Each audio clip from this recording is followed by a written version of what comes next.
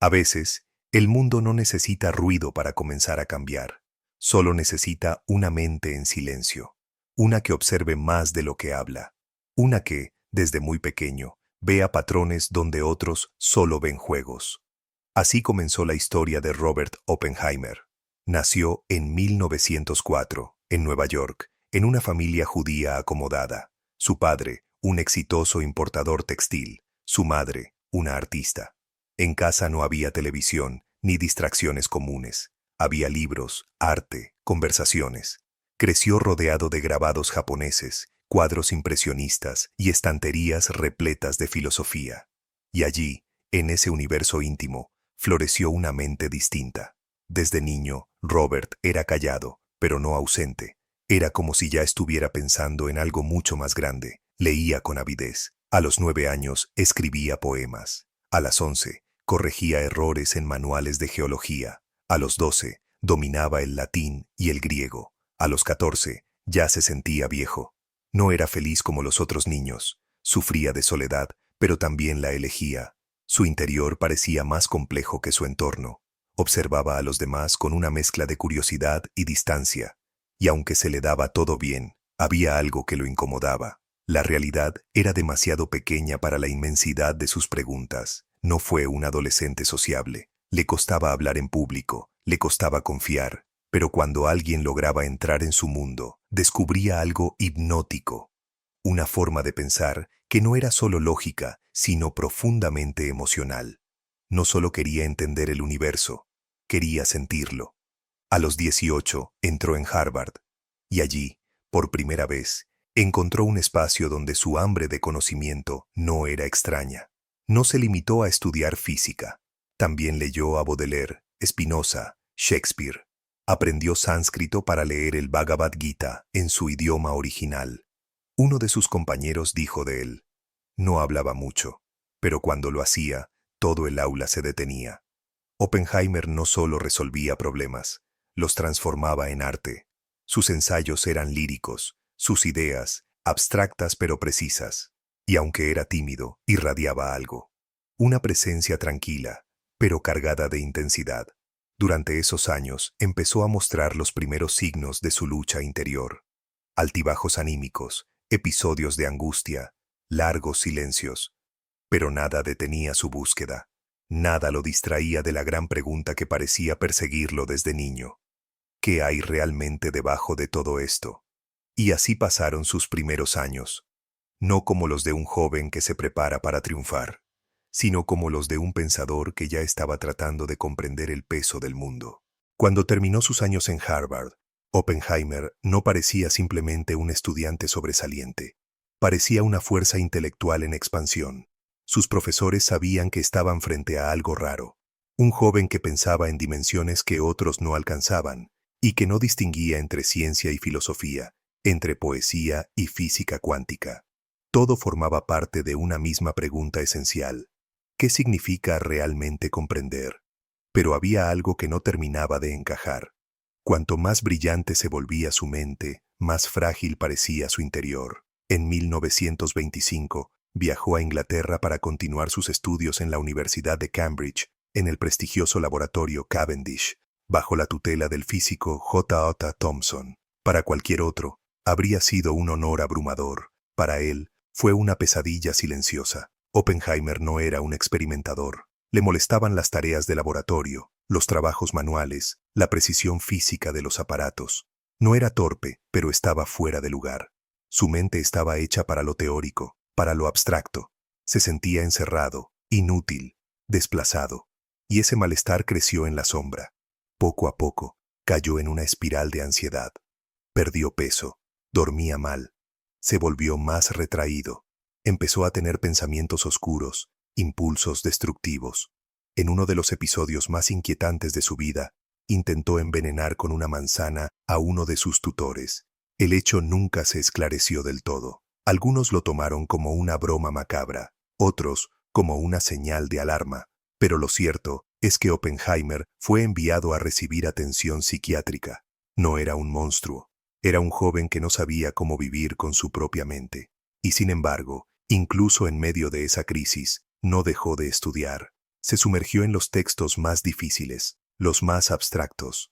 Encontró consuelo en la poesía metafísica, en los tratados de mística hindú, en los versos de John Donne. Lo que no podía curar con lógica, lo intentaba calmar con belleza. Aislado, tenso, pero profundamente lúcido, empezó a escribir. Sus cartas de esa época muestran a un joven dividido entre el asombro por el universo y la incapacidad de encontrar su lugar en él.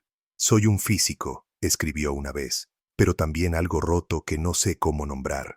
Fue en ese contexto que uno de sus mentores, Max Born, lo animó a dejar Cambridge y buscar una formación más adecuada a su talento. No fue un rechazo, fue un reconocimiento. Oppenheimer no encajaba en el mundo de los cables y tubos de ensayo. Su lugar estaba en el pensamiento puro, en las ecuaciones que hablan del vacío y del origen de todo. Esa sugerencia marcaría un punto de inflexión. Aún no era el padre de la bomba atómica, ni el ícono trágico del siglo XX. Era solo un joven complejo, brillante, herido, que empezaba a aceptar que su sensibilidad no era una debilidad, sino parte esencial de su genio. Y lo más importante, empezaba a entender que su destino no sería solo intelectual, sino también profundamente humano. Cuando Robert Oppenheimer dejó Cambridge para continuar sus estudios en Alemania, aún era un joven brillante, frágil, emocionalmente inestable, pero estaba decidido a encontrar su lugar, no solo en el mundo académico, sino también dentro de sí mismo. Y lo encontró en Gotinga, una ciudad que entonces era el epicentro de la revolución científica. Allí lo esperaba Max Born, uno de los fundadores de la mecánica cuántica, y fue él quien, casi de inmediato, reconoció en Oppenheimer una mente fuera de lo común. Tenía una sensibilidad tan aguda, diría Born más tarde, que parecía sentir el universo, no solo comprenderlo. Gotinga no era una universidad cualquiera, era un hervidero de ideas. Por sus pasillos transitaban figuras que cambiarían para siempre nuestra comprensión de la realidad. Werner Heisenberg, que desarrollaba el principio de incertidumbre. Paul Dirac, que buscaba unir la mecánica cuántica con la relatividad. Wolfgang Pauli, tan brillante como ferozmente crítico. Y por encima de todos, la figura inspiradora de Niels Bohr, que hablaba de la paradoja como si fuera una forma natural de la verdad. En ese entorno, Oppenheimer no desentonaba. Al contrario, brillaba. Su estilo era inusual. Mientras otros presentaban sus ideas con sobriedad, él las expresaba como si estuviera narrando una epopeya. Utilizaba referencias literarias, citas filosóficas, metáforas que hacían que lo inabarcable pareciera casi intuitivo. Uno de sus compañeros escribió: escucharlo era como asistir a un concierto. No sabías si habías entendido todo, pero salías transformado. Durante su estancia en Europa, Oppenheimer no solo estudió, empezó a producir conocimiento. Publicó trabajos importantes sobre el comportamiento de los electrones, la naturaleza de los positrones y fenómenos cuánticos ligados a la radiación cósmica. Sus artículos eran complejos, pero escritos con una elegancia que sorprendía a sus colegas, y aunque no era aún un referente mundial, muchos ya lo veían como una promesa inevitable. Más allá de lo técnico, fue en Europa donde Robert encontró por fin algo que llevaba años buscando, una manera de habitar su propia mente. La angustia de Cambridge no desapareció por completo, pero fue reemplazada por una concentración creativa. Allí, aprendió que podía ser un pensador profundo sin tener que encajar en moldes rígidos, que podía ser un científico sin renunciar a la poesía, ni a la duda, ni a su naturaleza intensa. Pero también fue en esos años cuando descubrió un talento inesperado, el de enseñar. En seminarios y charlas improvisadas, Oppenheimer comenzaba a captar la atención de quienes lo rodeaban, no solo por lo que sabía, sino por cómo lo transmitía. Explicaba los misterios del átomo como quien revela un secreto milenario. Preguntaba más de lo que respondía. No ofrecía certezas, ofrecía asombro. Cuando regresó a Estados Unidos, lo hizo distinto. No era el mismo joven inseguro de Harvard, ni el estudiante quebrado de Cambridge. Era, por fin, un pensador con voz propia. Lo contrataron como profesor en el California Institute of Technology, Caltech, y poco después en la Universidad de Berkeley, donde realmente se consolidaría como uno de los grandes intelectuales de su generación. Sus clases se hicieron famosas. no por su claridad, porque a veces eran densas, incluso crípticas, sino por la forma en que impactaban emocionalmente a los estudiantes. Algunos salían confundidos, otros inspirados, pero nadie salía igual. Uno de sus alumnos diría, nos hablaba de física como si nos estuviera contando el destino del universo, y en cierto modo, lo hacía. Oppenheimer no se limitaba a impartir conocimiento, lo interpretaba, lo traducía a emociones, y lo hacía con un estilo que parecía unir tres mundos: la precisión de la ciencia, la intensidad de la filosofía y la belleza de la literatura. Pero había algo más que empezaba a emerger, una preocupación ética. Desde sus lecturas de los Upanishads hasta su fascinación con el Bhagavad Gita, Oppenheimer no concebía el conocimiento como una herramienta neutral. Sabía que entender el universo implicaba también una responsabilidad con lo que hacíamos con ese conocimiento. Y ese conflicto moral, aún latente, empezaba a asomar en su mirada. Ya no era solo un físico, era un humanista atrapado en un mundo de números. Sus colegas lo respetaban, sus estudiantes lo adoraban. Pero había algo que Oppenheimer todavía no sabía. Toda esa sabiduría que estaba acumulando, toda esa sensibilidad que le permitía ver lo invisible, estaba a punto de convertirse en un arma. Y cuando eso ocurriera, nada volvería a ser como antes. A comienzos de la década de 1940, el mundo estaba en guerra. Y con la guerra, las preguntas que antes solo eran filosóficas se volvieron urgentes, brutales, definitivas. La física, hasta entonces un reino de abstracciones, se convirtió en un campo de batalla. Y J. Robert Oppenheimer, el poeta de las partículas, fue llamado a liderar una de las empresas más oscuramente ambiciosas de la historia, la creación de la bomba atómica. La convocatoria fue discreta. Un contacto aquí, una carta allá. En 1942, el gobierno estadounidense lo incorporó al Proyecto Manhattan. Era una apuesta arriesgada. Oppenheimer no era el físico más reconocido, ni el más experimentado en ingeniería. Pero tenía algo que nadie más tenía: una capacidad casi hipnótica para unir mentes dispares, para organizar el caos intelectual y transformar la teoría en acción. Fue él quien eligió el lugar: Los Álamos, Nuevo México. Una extensión desierta, aislada, entre montañas y silencio. Allí reunió a algunos de los mayores genios de la época: Fermi, Bethe, Teller, Bohr, y decenas de científicos jóvenes que, entre ecuaciones y dudas, estaban por construir una nueva era. Durante los meses de trabajo, Oppenheimer se convirtió en algo más que un líder científico. Era un símbolo. Caminaba por los pasillos de los laboratorios con una mezcla de urgencia y serenidad. Leía sánscrito al amanecer. Hablaba de filosofía mientras resolvía problemas técnicos. Un colega dijo, parecía que llevaba el peso del mundo en los hombros, y en cierto modo, lo hacía. Pero no todos compartían su ambivalencia. Algunos estaban convencidos de que la bomba era necesaria, inevitable. Oppenheimer no estaba tan seguro. En sus noches de insomnio, escribía cartas donde hablaba del alma, de la culpa, del miedo. Le preguntaron una vez por qué aceptó liderar el proyecto. Él respondió, porque alguien debía hacerlo, y porque sabía que, si no lo hacíamos nosotros, lo harían otros, sin pensar en las consecuencias. El 16 de julio de 1945, la primera bomba atómica fue probada en el desierto de Nuevo México. El cielo se encendió, la tierra tembló, y en ese momento, mientras la luz cegadora se expandía ante sus ojos, Oppenheimer pensó en un verso del Bhagavad Gita que conocía de memoria. Ahora me he convertido en la muerte, el destructor de mundos. No lo dijo como celebración, lo dijo como quien acaba de entender por fin el alcance de su propia creación. Pocas semanas después, las bombas cayeron sobre Hiroshima y Nagasaki. En teoría, era el final de la guerra. En la práctica, fue el comienzo de algo mucho más inquietante. En público, Oppenheimer fue recibido como un héroe. Revistas lo llamaron el Prometeo moderno, el científico que robó el fuego de los dioses. Pero en privado, era otra historia. Dejó de dormir, dejó de comer. Se encerraba durante horas, mirando en silencio por la ventana. En una reunión con el presidente Truman, apenas unos meses después de los bombardeos, Oppenheimer dijo una frase que marcaría su caída. Señor presidente, tengo sangre en las manos. Truman, enfadado, ordenó que no lo volvieran a dejar entrar.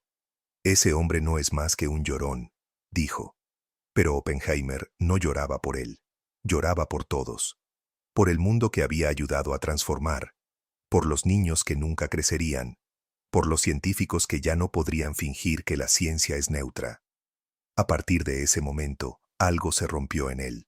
Siguió enseñando, dando conferencias, pero su mirada había cambiado.